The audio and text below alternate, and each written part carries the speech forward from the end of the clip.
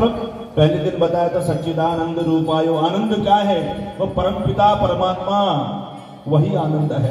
वही आज भगवान, वही परमात्मा, वही आनंद नंद के घर में आज अवतार लेकर के आया है। तो आचार्य सुखदेव कहते नंद के लाला भयो जय कन्हैया लाल। नंद घर आनंद भयो। और यशोदा और नंद बाबा को सब लोग बहुत सारी बधाई देने। देखो ये जन्मोत्सव कोई एक दिन या 2 दिन नहीं चला, ये पूरा 6 महीने तक लोगों ने अपने घर में चूल्हा नहीं जलाया। 6 महीने तक नंद बाबा के वहां लंगर लगा रहा था। 6 महीने तक भंडारा चलता रहा। पूरे परिवार के साथ में लोग सुबह से लेके शाम तक रात्रि जो भी उनको चाहिए, जो आवश्यकता है, सारी आवश्यकता नंद बाबा पूरी कर रहे हैं। किसी ने अपने घर में चूल्हा नहीं जलाया। 6 महीने तक उत्सव चला। नाना प्रकार के 56 प्रकार के भोग लग रहे हैं, व्यंजन बन रहे हैं। जिसको जो चीज ग्रहण करने की आवश्यकता है, जिस चीज की आवश्यकता है वो उसको प्राप्त हो रही है। ऐसा सुंदर जन्मोत्सव बनाया, 6 महीने लगातार चला।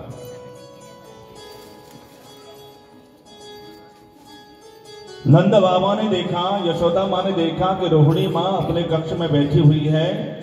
बलदाव की माँ वसुदेव जी की दूसरी पत्नी थी रोहिणी, अपने कक्ष में बैठी हुई है। खिड़की से बाहर जन्मोत्सव को झांक रही है, देख रही है, लेकिन जन्मोत्सव में शामिल नहीं हो रही है। यशोदा माँ और नंद बाबा दोनों गए, मिलकर के बोला देवी रोहिणी तुम जन्मोत्सव में क्यों नहीं आ रही हो? देखो शास्त्र कहता है जिसका पति किसी आपत्ति में हो, किसी परेशानी में हो, उस महिला को किसी भी जन्मोत्सव या किसी भी उत्सव में नहीं जाना चाहिए। कहीं पर भी ऐसे कार्यक्रम में नहीं जाना चाहिए। यही सोच करके रोहिणी का जो पति थे वसुदेव जी कारागार में बंद हैं देवकी के साथ में, इसी दुख से वो उस उत्सव में शामिल नहीं हो रही। यशोदा और नंद बाबा दोनों गए, दोनों ने कहा कि देवी आप उस उत्सव में क्यों नहीं आ रही है?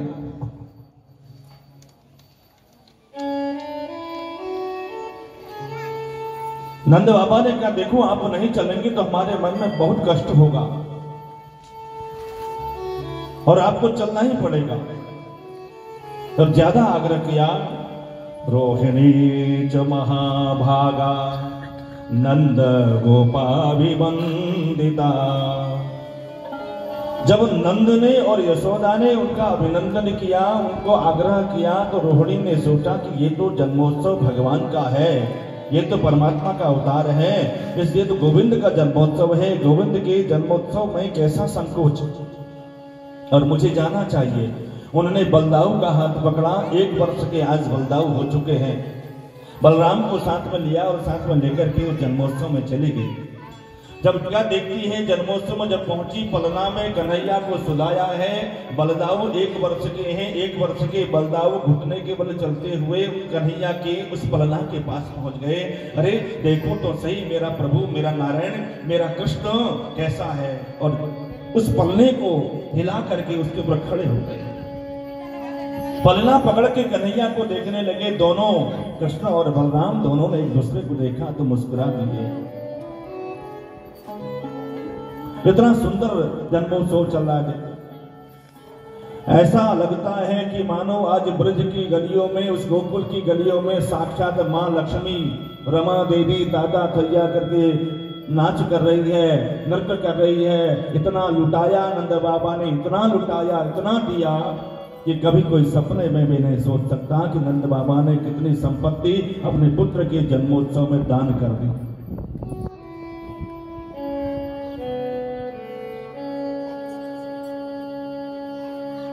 नंद बाबा ने बड़े आनंद से जन्मोत्सव मनाया। देखिए आज 6 दिन हो चुके हैं जन्मोत्सव चलते हुए। जब 6 दिन हुए, 6ठे दिन नंद बाबा को याद आया कि मैंने अभी अपने वार्षिक जो कर होता है, देखो पहले से होता था, जो छोटे राजा होते थे बड़े राजा को कर दिया करते थे। नंद बाबा उस ब्रजमंडल के राजा हैं और उनके बड़े राजा हैं कंस महाराज। हर साल का वार्षिक कर उनको देना होता है। तो नंद बाबा ने यशोदा से कहा तुम जन्मोत्सव मनाओ, मुझे याद आ गया मैं अगर कर समय पर नहीं दूंगा तो महाराज नाराज हो जाएंगे, इसलिए मैं कुछ कर सामग्री लेकर के मथुरा जाकर के उनको कर लेकर के आता हूं। आप बड़े आनंद से उत्सव मनाइए। नंद बाबा कंस को कर देने के लिए मथुरा चले गए। इसी बीच में कंस ने एक आपातकालीन सभा बुलाई। आपातकालीन सभा बुलाई, सैनिकों को बुलाया, उनकी सहमति से सबसे पूछा गया, भाई ये मुझे मारने वाला देवकी का 8वां गर्भ उस महामाया ने कहा था कि ब्रजमंडल में कहीं जन्म ले चुका है। अब मैं सोच रहा हूं उसको कैसे समाप्त किया जाए। कंस ने अपने जितने भी अतिरथी वीर थे, जितने भी राक्षस थे, सबको बुलाया। बकासुर, धेनुकासुर, अगासुर, सब मंत्रणा करने लगे। सब कहने लगे, कोई कहता कि मैं जाऊंगा, कोई कहता मैं जाऊंगा, लेकिन अंत में पूतना देवी जी आ गई। सब पूतना देवी ने कहा कोई नहीं जाएगा, मैं जाऊंगी। तो सबने कहा इतना विभक्त रूप तुम्हारा, इतना काला कलुटा शरीर, तुम्हें देख के तो हर कोई आदमी डर जाएगा, कैसे जाऊंगी? बोला मैं माया से अपने रूप को बदल लूंगी और अपने चेहरे पर लंबा सा घूंघट डाल लूंगी। घूंघट की आड़ में बहुत कुछ हो जाता है।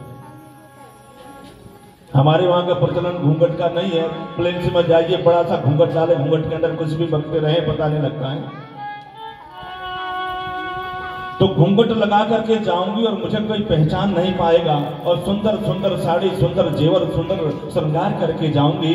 इसलिए आप चिंता मत करो। अरे मारोगी कैसे? बोले अपने स्तन में जहर लगा करके, कालकूट विष लगा करके जाऊंगी और उस बालक को गोद में लेके अपना स्तन पान कराऊंगी, और जैसे ही वो दुग्ध पान करेगा उसका प्राणांत हो जाएगा। अब कंस ने कहा आप पहचानोगी कैसे? बोला पहचानने की आवश्यकता क्या है? बोला 1 महीने के अंदर में जितने बच्चे हुए हैं सबको एक एक करके मैं मारती चली जाऊंगी और सबको समाप्त कर दूंगी। इसलिए उसी में वो भी समाप्त हो जाएगा।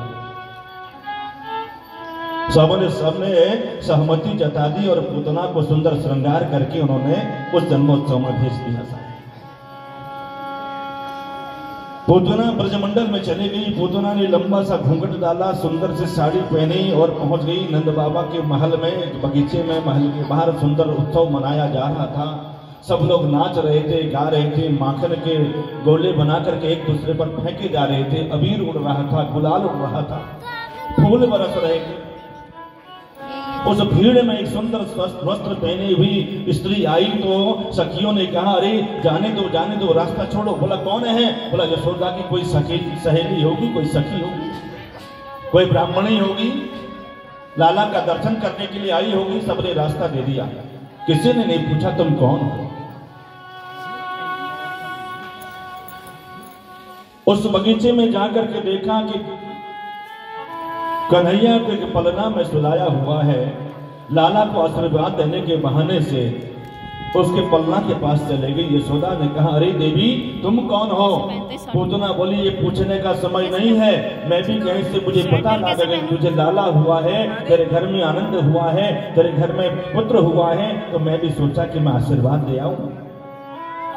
यशोदा ने भी ज्यादा ध्यान नहीं दिया और बोला हाँ खूब आशीर्वाद दो मेरे पुत्र को। ठीक है, मेरे घर में बहुत से मेहमान आए हुए हैं, मैं उन्हें देखने जाती हूँ और तब तक तुम मुझे आशीर्वाद। यशोदा उस पूतना को पारना के पास में छोड़ करके चली गई। और पूतना ने देखा, इधर उधर देखा, कोई भी नहीं दिखा। तो पूतना ने क्या किया, कन्हैया को अपने गोद में उठा लिया। कन्हैया को जैसे ही कन्हैया के पालना के पास गई, अपने गोद में उठाया। जैसे ही पूतना ने गोद में उठाया, मेरे कन्हैया ने अपनी आंखें बंद कर ली। मेरे गोपाल ने अपनी आंखें बंद कर ली। और कई संत कहते हैं कि मेरे प्रभु, मेरे गोपाल ने, मेरे गोविंद ने अपनी आंखें बंद क्यों कर ली? एक संत कहते हैं देखो भगवान ने सोचा कि मेरे 2 अवतार पूर्णतम हुए, एक राम अवतार हुआ, एक कृष्ण अवतार हुआ। और राम अवतार में भी सबसे पहले मैंने स्त्री का वध किया, ताड़िका को मारा था भगवान राम ने। और इस कृष्ण अवतार में भी मुझे सबसे पहले स्त्री का वध करना पड़ रहा है। इसलिए थोड़ी देर के लिए आंखें बंद करी कि इस पूतना को मैं कौन सी गति प्रदान करूं, कौन सी गति प्रदान करूं।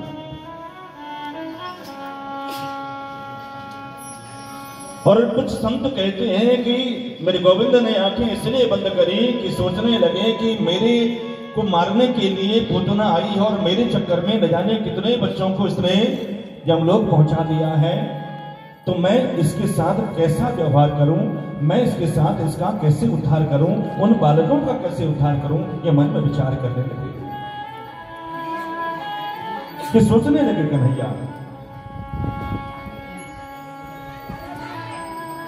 और जैसे ही पूतना ने कन्हैया को अपने गोद में लिया, अपने स्तनपान कराने लगी। जब भगवान दूध पीने लगे, एक स्तन का पान कर रहे हैं, दूसरा स्तन अपने छोटे छोटे हाथों से पकड़ लिया। ऐसे में मेरे गोविंद ने, आचार्य सुखदेव कहते हैं, प्रभु स्तनपान कर रहे हैं और पूतना का दूसरा स्तन पकड़ लिया और गटक गटक करके दूध पी रहे हैं। पूतना ने सोचा अभी दूध जैसे पीना प्रारंभ किया तो ऐसे ही इसका प्राणांत हो जाएगा। लेकिन 5 मिनट हो गया, 10 मिनट हो गया, 15 मिनट हो गया, 20 मिनट हो गया, कन्हैया को कुछ भी नहीं हुआ और दूध पीते जा रहे हैं। दूध पीते पीते मेरे गोपाल ने, मेरे कन्हैया ने पूतना के प्राणों का आकर्षण करना प्रारंभ कर दिया, उन प्राणों को खींचना प्रारंभ कर दिया। जब प्राण निकलते हैं ना, तो श्वास लेने में बड़ी कठिनाई होने लगती है, शरीर में बड़ा दर्द होता है, बड़ी पीड़ा होती है। तो पूतना कहने लगी, अरे लाला मुझे छोड़, अरे लाला मुझे छोड़, चिल्लाने लगी। वो 7 दिन का 7वां दिन है आज कृष्ण कन्हैया को। वो 7 दिन के कृष्ण बोल पड़े, कन्हैया से कहने लगे, मौसी हमें पकड़ना आता है, छोड़ना नहीं आता है। अरे पूतना बोली, राम राम, ये 7 दिन का बच्चा मुझसे बोल रहा है, बात कर रहा है। मौसी अब तो हम तुम्हें ठिकाने लगाकर ही छोड़ेंगे, ऐसे ही थोड़ी छोड़ेंगे। इतना कहा भगवान ने और उसके प्राणों को खींचना शुरू कर दिया। और प्राण उसके जैसे ही निकले, उस पूतना ने अपना विकराल रूप धारण कर लिया, जमीन पर गिर पड़ी धड़ाम। 6 कोस लंबा, 6 कोस का मतलब 18 किलोमीटर लंबा शरीर बन गया, अपने पूर्ण रूप में वो आ गया। उस 18 किलोमीटर के अंदर में जितने बाग थे, जितने बगीचे थे, सब दब गए, सब चकनाचूर हो गए। ब्रजवासी दौड़े दौड़े, बूढ़ी बूढ़ी माताएं आए, विशाल पूतना पड़ी है यशोदा के द्वार के आगे मैदान में, और उसके वक्षस्थल पर कन्हैया दूध पी रहे, किलोल कर रहे, खेल रहे हैं। मैया ने दौड़ करके गोविंद को अपनी गोद में लिया और गोपियां बोली, तुम्हें ऐसे लाला को किसी की गोद में नहीं देना चाहिए था। मैया बोली, बहना मैं क्या जानूं, ये ब्राह्मणी जैसी दिखी तो मैंने दे दिया, मुझे क्या पता कि ये राक्षसी थी। अब माताएं तो अपनी आंखों से अश्रु बहाने लगी और गोविंद को बारी बारी पकड़ने लगी, चूमने लगी। देखो माताओं का एक पुराण अलग होता है जिसका नाम है वात्सल्य पुराण, ममता का पुराण। सब माताएं बोली, तुम्हारे लाला ने राक्षसी का स्पर्श किया है, इसे शुद्ध करना पड़ेगा। बोले कैसे? गौमूत्र मंगाया गया, गौमूत्र, गाय के गौमूत्र से इसको नहलाया गया। गाय के पैर के धूल, जो चरणों की जो धूल थी, वो मिट्टी को गोविंद के पूरे शरीर में लगाया गया, माथे में लगाया, हृदय में लगाया, नाभि में लगाया, दक्षिण भुजा में, वाम भुजा में, पूरे शरीर में उस मृतिका को, उस धूल को लगाया। आचार्य सुखदेव की कथा सुनाते सुनाते रो पड़े और आचार्य सुखदेव के नेत्रों से अश्रु बह चले और परीक्षित से बोले, राजन कितना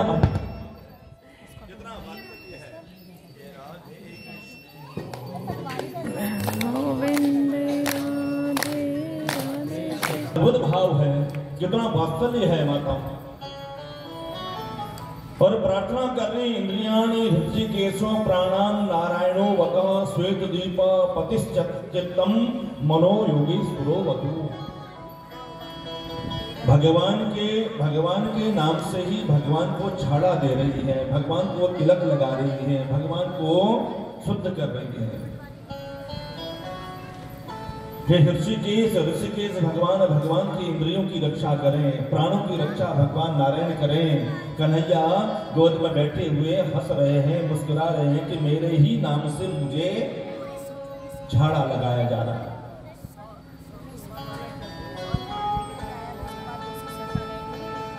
और इधर पूतना का शरीर 18 किलोमीटर लंबा।